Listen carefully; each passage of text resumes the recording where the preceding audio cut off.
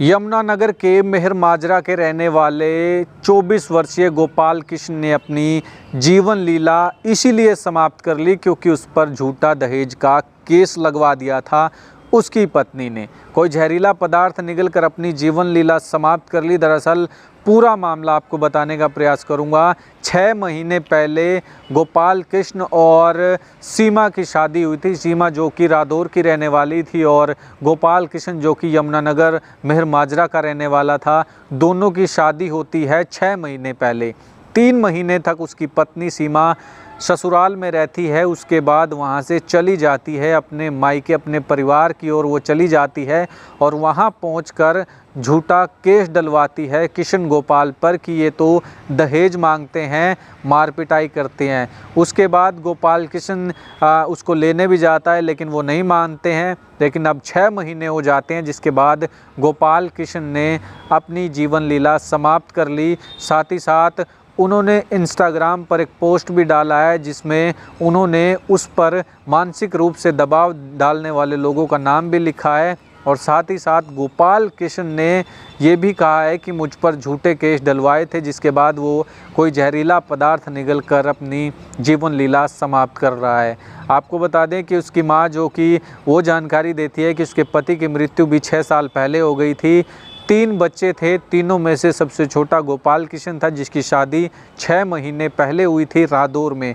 और उसकी पत्नी का नाम सीमा है जो कि 3 महीने यहाँ पर रुकी, 3 महीने अपने मायके, यानी टोटल 6 महीने बाद रिश्ता जो है वो टूट जाता है। और रिश्ता टूटने के बाद परिवार यानी सीमा के परिवार के लोग जो हैं यानी कि गोपाल कृष्ण की पत्नी के परिवार के लोग मिलकर इस मामले को शांतिप्रिय ढंग से इस मामले को रफा दफा करने को लेकर 6 लाख रुपए की डिमांड करते हैं। जिसके बाद गोपाल कृष्ण इस सदमे को सह नहीं पाता है। 6 लाख रुपए वो कहाँ से लाता, इसलिए उसने अपनी जीवन लीला समाप्त कर ली। और साथ ही साथ उन्होंने ये भी कहा है कि मेरी पत्नी के परिवार के लोग लगातार मुझ पर मानसिक तरीके से दबाव बना रहे थे, मुझ पर प्रेशर बना रहे थे। और 6 लाख रुपए की उन्होंने जब डिमांड की तभी गोपाल कृष्ण ने अपनी जीवन लीला समाप्त कर ली। गोपाल कृष्ण एक पेट्रोल पंप पर काम करता था और उसी पेट्रोल पंप की कमाई से उसकी सैलरी आती थी, उसी से घर का गुजर बसर चलता था। लेकिन घर का चिराग जलने से पहले ही गोपाल कृष्ण की मौत हो जाती है। गोपाल कृष्ण कोई जहरीला पदार्थ निगलकर अपनी जीवन लीला समाप्त कर लेता है। और दरअसल ये पूरी की पूरी घटना मैंने आपको बताई। ये गोपाल कृष्ण जो कि मेहर माजरा का रहने वाला है, 24 वर्षीय गोपाल कृष्ण, और उसकी पत्नी का नाम सीमा जो कि रादौर की रहने वाली थी।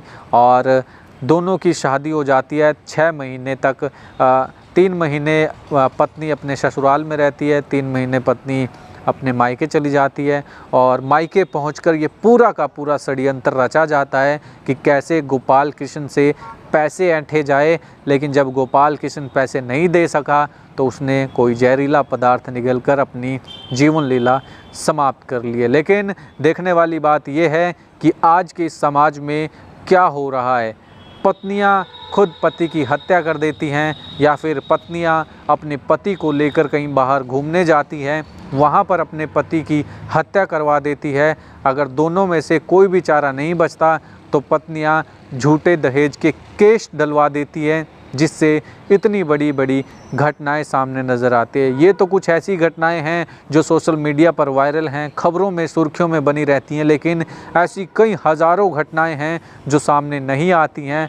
लगातार इसी तरीके से लड़के और पुरुष या फिर यूँ कहें जो पति हैं वो ऐसी ऐसी घटनाओं का शिकार होते जा रहे हैं क्योंकि सभी को भूख है पैसों की और वो पैसे ऐंठना चाहती हैं। लेकिन वो पैसे कैसे भी आएँ या फिर किसी की मृत्यु होने के बाद आए, किसी को जान से मरवा कर आए, इनको कोई फ़र्क नहीं पड़ता। लेकिन ऐसी महिलाओं के खिलाफ़ सख्त से सख्त कार्रवाई होनी चाहिए।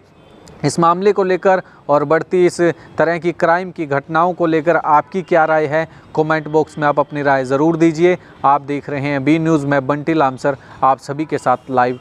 धन्यवाद।